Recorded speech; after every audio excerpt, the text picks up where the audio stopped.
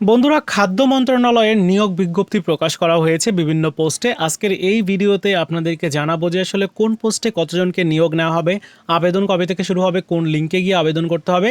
চলুন শুরু করা যাক। প্রথমেই যে পোস্টে সবচেয়ে বেশি লোক নিয়োগ নেবে সেটি হচ্ছে অফিস সহায়ক, যেটির বেতন গ্রেড হচ্ছে 20 আর বেতন স্কেল হচ্ছে 8,250 টাকা থেকে শুরু এবং 20,110 টাকা পর্যন্ত।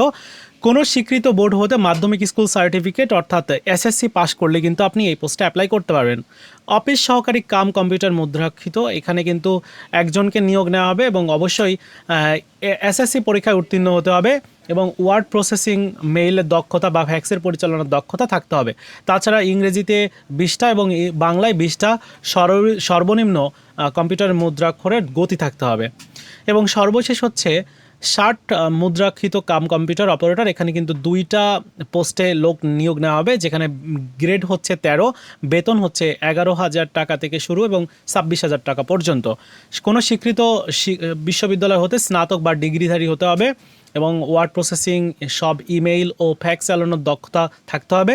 তাছাড়াও প্রতি মিনিটে সর্বনিম্ন 70টা এবং বাংলায় 45টা শব্দ লেখার অভিজ্ঞতা থাকতে হবে বা লিখতে হবে এবং কম্পিউটারের গতি হচ্ছে 30টা প্রতি মিনিটে ইংরেজিতে এবং বাংলায় হচ্ছে 25টা ওয়ার্ড লেখার দক্ষতা থাকতে হবে।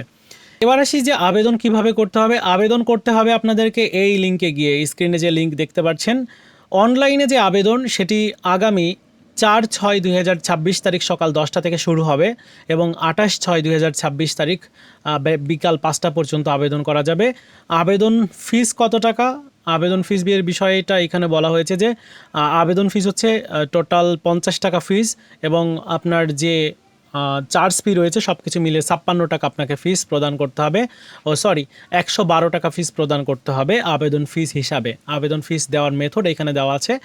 সো এই ছিল খাদ্য অধিদপ্তরের খাদ্য মন্ত্রণালয়ের বিজ্ঞপ্তি।